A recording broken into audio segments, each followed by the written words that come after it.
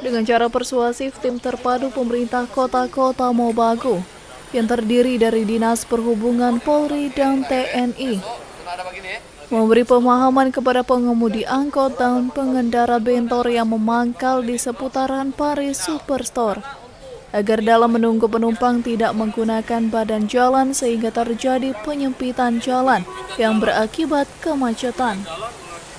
Selain masalah kemacetan, tim juga melakukan penertiban parkir liar di Jalan Kartini.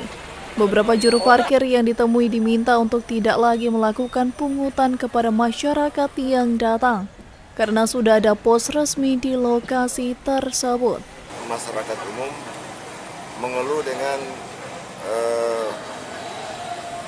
parkiran kendaraan terutama mikro, termasuk bentor-bentor yang keluar jalur ini, yang sering menimbulkan kemacetan, yang notabene sudah ada pos parkir yang diatur dalam ketentuan undang-undang dan dengan peraturan daerah. Tim Liputan Kawanua TV melaporkan.